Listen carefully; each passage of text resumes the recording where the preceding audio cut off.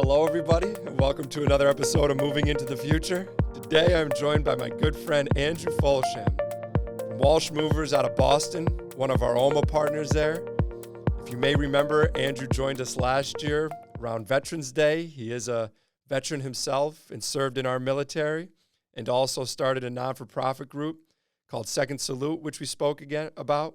And today, we're going to talk about more good deeds that Andrew's doing at Walsh Movers, where he's implemented a sustainability and decommissioning program. Andrew, how are you today, my friend? I'm doing great, Jack. Thanks for having me on again. I'll tell you what, you got to be one of my favorite guests. There's never a bad day when I get to see you, you know? I hear you. It's always a good day. We got to keep it positive. That's right. That's right. And, you know, for the people in our industry, and even those not in the moving industry directly, any real estate function, specifically within commercial real estate, they'll know that a lot of spaces and companies have reduced their space. And because of that, it results in a lot of furniture being decommissioned and no longer needed for these companies. And one of the things I hate to do, and why I'm happy to have you on today to talk about it, is just throw this furniture into the dump. It's real tragic, and that's why I'm excited to talk about Walsh's sustainability and decommissioning plan.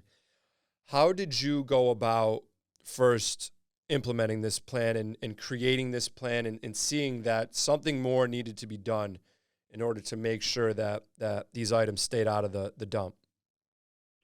So about 8 years ago, we started non-for-profit called Second Salute, right, that takes unwanted office furnishings.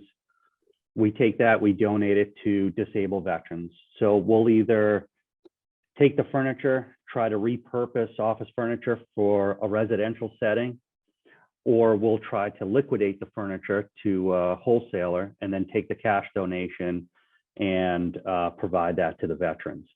So that is a great program. It's been working out terrific. We had a major customer about 8 years ago that did a 18-floor restack. So that's where we kind of developed that. We had all this furniture and we said, we got to do something other than throw it away. Mm-hmm. So we developed that. It worked out really well. We've done major projects with Second Salute for the last 8 years, but that's just a single bucket. So over the last probably 12, 13 months, we've been talking to our customers, figuring out what their needs are. And we wanted to expand this so that we could capture more of the unwanted furniture than just donation. So what we've been doing now, we launched the Walsh Movers Sustainability and Decommissioning Program, which provides the customer with a great plan on how to decommission it and a great process on how to decommission the furniture. Nobody likes to throw anything away. Right. And we as commercial relocation specialists, we have a couple obligations. We have obligations to our customers, we have obligations to our staff, but here at Walsh and with OMA, we have an obligation to the planet as well. So what we've tried to do is try to take the donation platform that we've used for decommissioning over the last 8 years and expand that to a more holistic approach to make sure that we're getting around 5% or under for waste.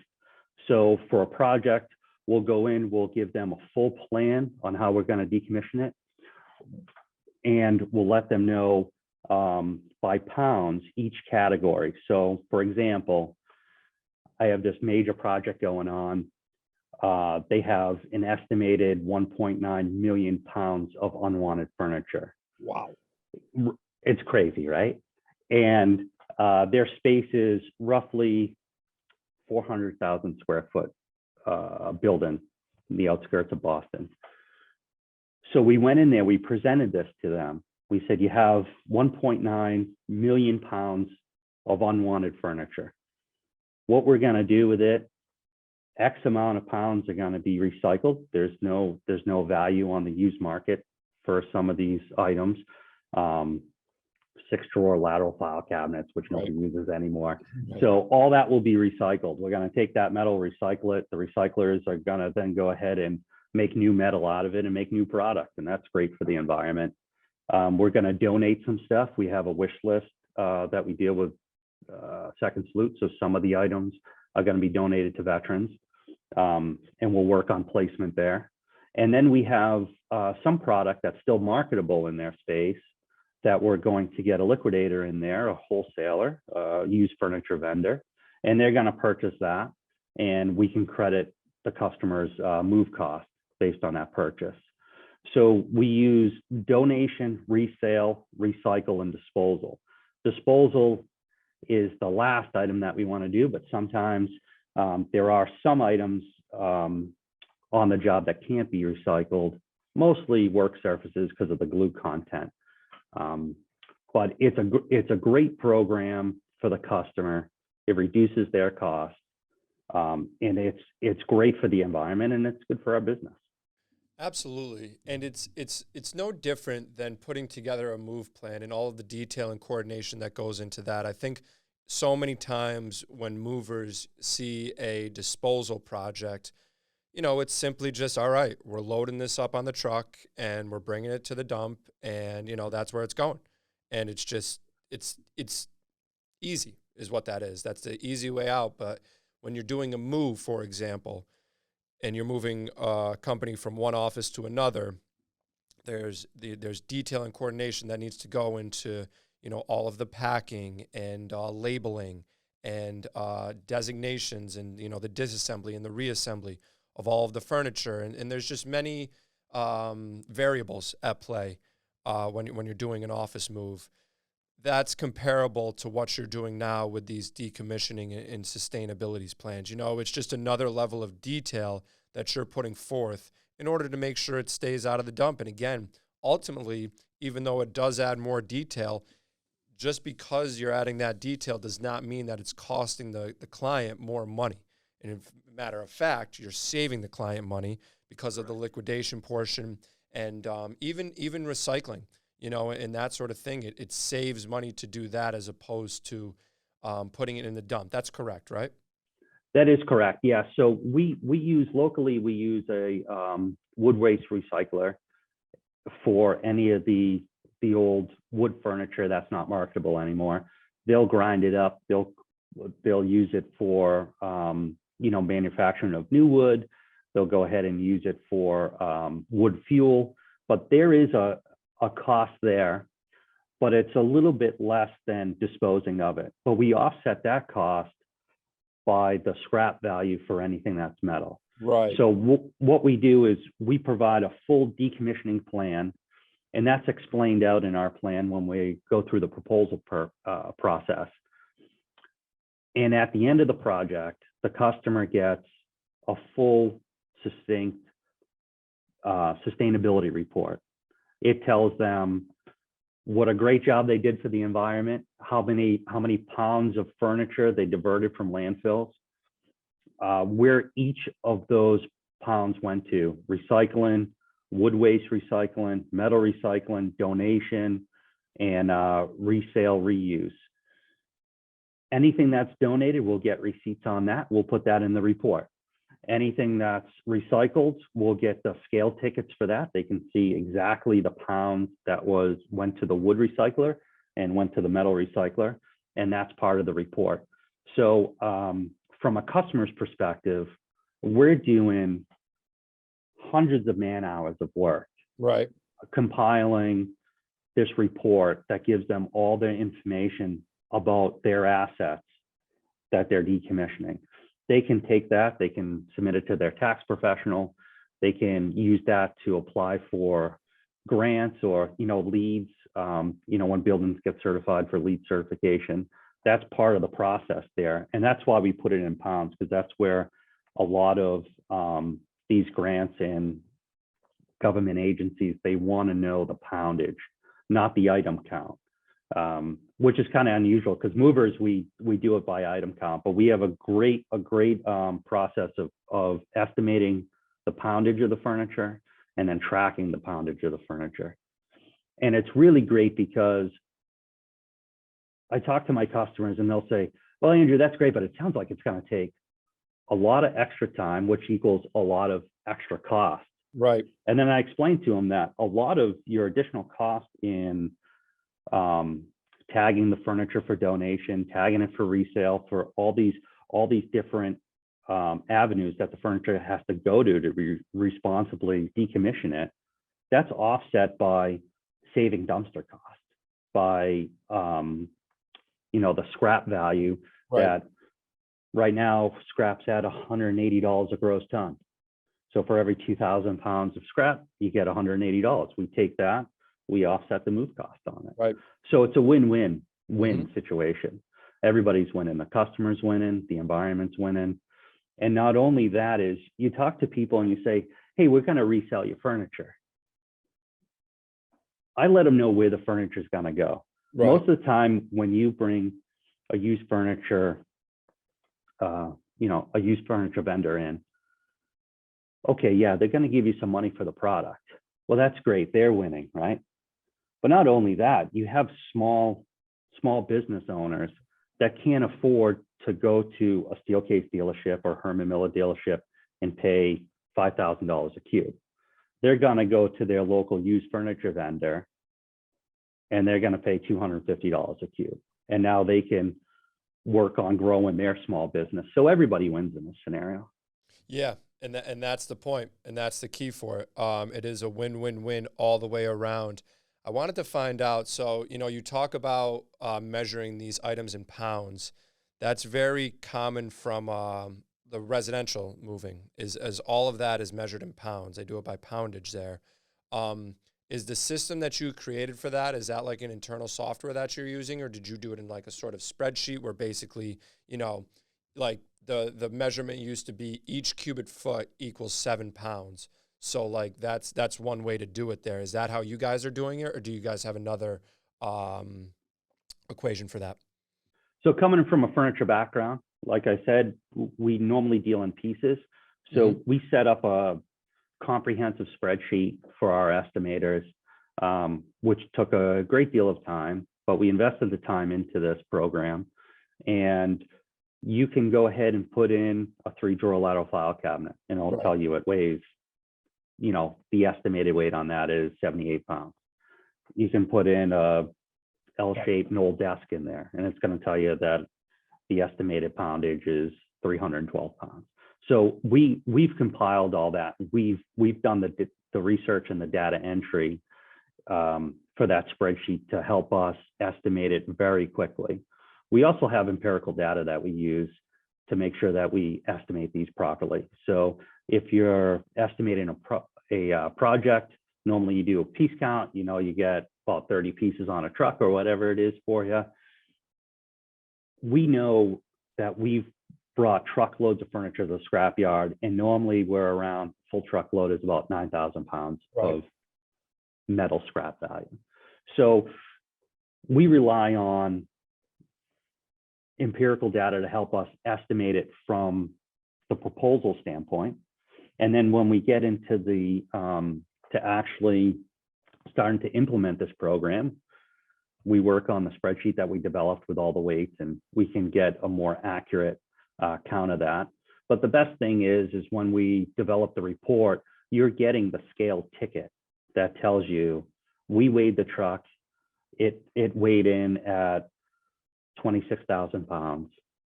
It weighed out at 20,000 pounds. So you had 6,000 pounds of recyclable material on there. And then we take that ticket, we'll scan it in, we'll put it in the report, and we'll put it in our spreadsheet too, so that the customer can see all of the metal that was recycled in poundage, all the wood that was recycled in poundage, and then we do the same thing for the reseller and donation. But on the donation side and the resale side, we lean on that spreadsheet to get us accurate weights. Right. And again, when you're providing that report to clients, that is so far above and beyond what any typical mover is doing in that market. Oh, definitely. And like from not just a selling standpoint, but a service standpoint alone, to see that you're working with a company and a consultant who is doing that level of reporting in detail is such a value to both Walsh and them. I was going to ask, so with the project that you're doing, which is about 400,000 square feet, take us through that. Obviously, this must have been a huge selling point, for you there, and I'm sure they were getting multiple bids and things similar to that. But I can't imagine that there was anyone else who was providing the level of detail that you and Walsh were, and I'm sure that helped you greatly in closing that deal. Yeah, so the project was, it's the largest project of the year for us. We're excited to start it. We're going to start in the next few months. We believe that we provided the most comprehensive plan to decommission their whole office space in a timely manner, very tight schedule, and to get it done in a responsible way. Like I said to you before, we have an obligation to the customer to provide them with the best possible service we can provide them with.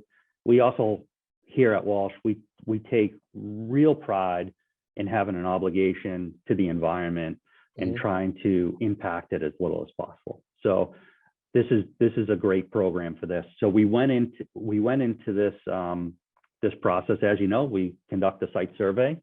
There was other bidders there. There was actually on this project, I'm not sure how many companies bid on it, but I know there was multiple rounds of site surveys. There was GCs that bid on it, demolition companies that bid on it, your regular commercial movers that bid on it. And we came in there and we provided them a different approach to it, especially with demolition. Demolition's going to come in there. 100% of the stuff they remove out of there is going to impact the environment in a negative way. They're going to get no reporting on that. They're going to get a bill for X amount of dumpsters. Yeah, right.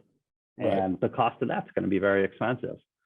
So we presented this in a way that we wanted to partner with them on this project to sustainably dispose of their furniture and provide them with a detailed report on how we did that. So it was more of a partnership with the customer, even though we're hired by the customer, but we approach it as we're here to work together, you, the customer, us, the vendor, to provide the best solution for your company and for the environment. There's a third party in here, and it's Mother Earth, and we want to make sure that we're being responsible in that aspect too. But we do understand that cost drives everything. And we wanted to make sure that our normal proposal that we would provide somebody and using the sustainability program, that they're identical or close or even a little bit less expensive. So that took a lot of work and planning on our side. And again, we've been developing this for about a year now. This will be the 7th project that we've utilized this program for. And there's no additional cost to it. Right. It's just something that we do for decommissioning. We are the experts in this area for the Boston area. We also, can service national customers as well with this template. But we've been doing this a long time, and this is kind of my space. This is my expertise is decommissioning. As far as the reporting aspect goes, how long, well, that's what I was going to ask. For a project like this is a large project, 400,000 square feet. I mean, that's going to take you multiple days, weeks really even. Yeah, we have a 35-day schedule. Right. Yeah, correct. Yeah. So you're looking at a month. With that being said, how long does the reporting typically take with this? Are you going to be providing these reports throughout, or, at the end of the project, it's just one simple report that you're given? Obviously this report is going to take longer, but on a typical project, how long does it take you to put that report together and get that all together? So usually to compile the report, we'll have the report available upon time of invoicing. So you'll receive the invoice for the move services and you'll receive the report. That's so amazing. Normally it's anywhere from 2 to 7 days after completion of the job. That's great. You'll get all that information. And if it's a long project and our customer says, hey, we want to be part of this with you, and we want to see the progression of this project. We want to know after week one, where we're at on resale, donation, and reuse and recycling. We can provide that data to them, because what we're doing on a daily basis, we'll go ahead and send out our professional move crews. They'll go out there, they'll conduct the task for the day. So if they, load up 8 truckloads of metal and bring it to the recycler, that information is going to get brought back to our dispatcher. Here's the signed bill of lading for today's work. The work was completed. Here's all the scrap receipts, the scale tickets from the recycler, and then that is immediately entered into our working spreadsheet for the decommissioning report. So if a customer says, Andrew, this is a 30-day project, we really want to know as a management team where you're at after week 1, in week 2, and week 3. We can provide them that information. But generally, programs are maybe 2 or 3 days worth of decommissioning. This is just a larger one that we're ramping up to do. But generally, we just execute the plan as proposed to the customer. 2-3 days later, they get the invoice for the move services, and they'll get the report for the sustainability.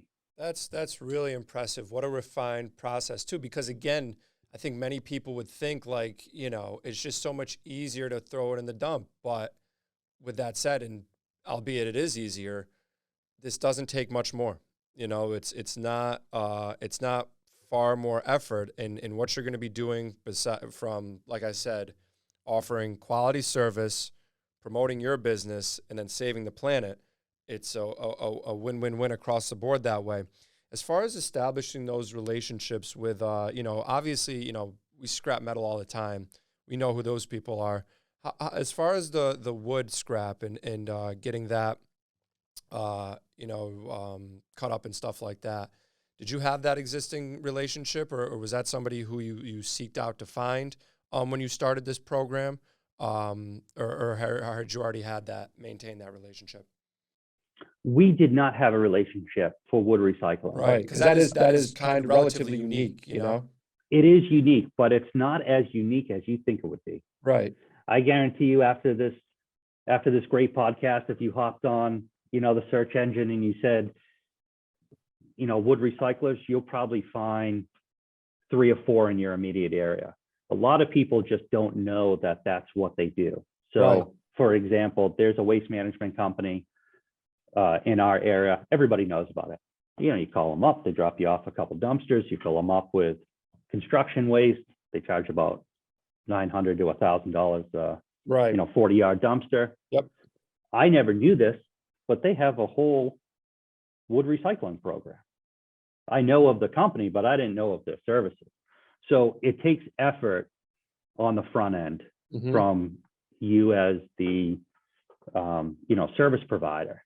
It takes 0 effort from the customer. I mean, it's actually a lot easier for the customer and a lot less expensive.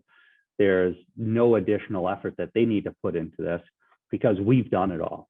And it's taken us, months to develop this and to research our partners for wood recycling. As you know, everybody has a metal recycler, right. But you also need to have a great network of nonprofits. Well, that was going to be my next question. Yeah.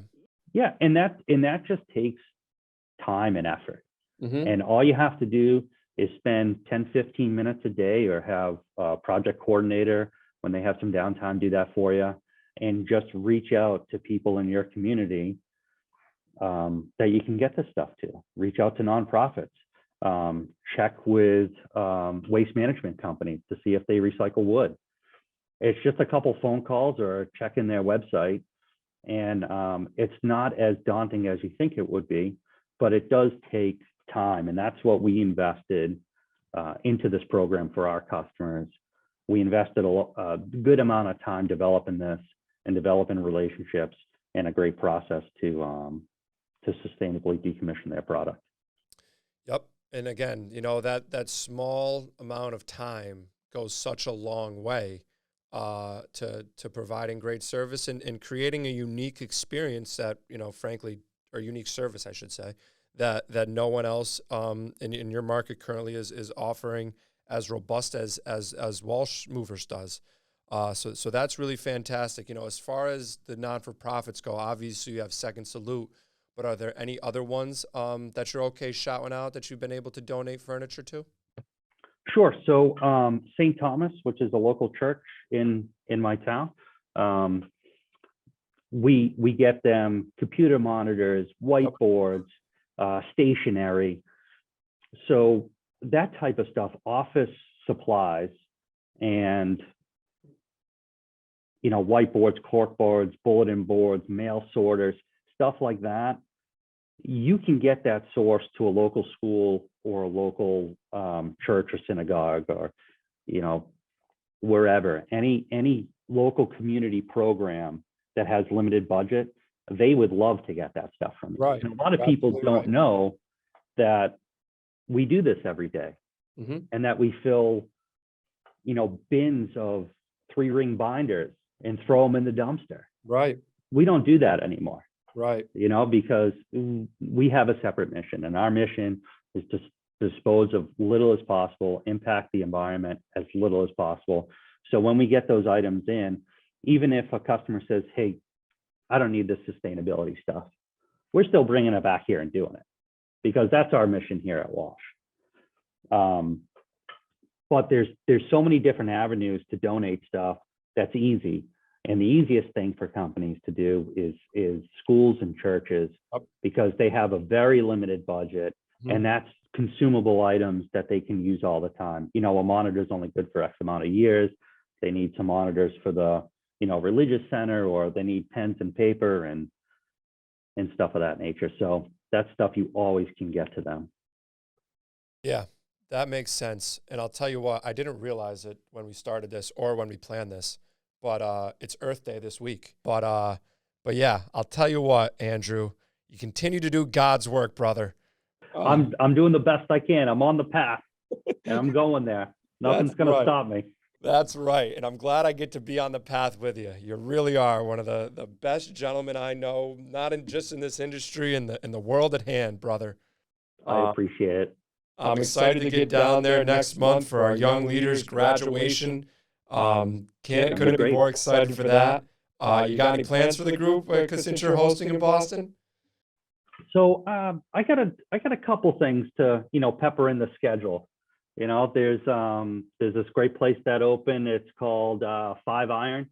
Yeah. It just opened kind of close to where we're staying. So it's a cool bar that you can virtually hit some golf balls and stuff of that nature. But the great thing about Boston is there's so much history here. So it'd be great to take everybody around and all that stuff. Show you Paul Revere's house and all that happy historical colonial stuff. I would love it. I saw you were at the what was it? The State building there? Yeah, the old State building, the site of the Boston Massacre. Yeah. Right. Yeah. I walk by it once or twice a week. Yep. I've been in that area too. I opened up a WeWork right around the corner from there on. It's Beacon Street, I think, right? Is right there? Yeah, 1 Beacon Street. Yep, correct. Yep. I was there for a little while. Yeah. Being a New Yorker, Boston isn't exactly my favorite place to be. But I love you anyway. That's right. I was just gonna say, the fact that I get to see you makes me love it, just a little bit more. Looking forward to it. Thanks for joining us today. Another great episode. You guys are doing great work out there. I'm glad. One of the things I love about this podcast is that I get to promote people like you and the good things you're doing with our industry, moving our industry forward. That's why we call the podcast Moving into the Future, because, that's what you and I and many others who we know are doing. So thanks again, brother. I appreciate it. Thank you, Jack. Really appreciate being on the podcast again, and best to you and your team. Thanks, everybody, for listening. We'll see you soon.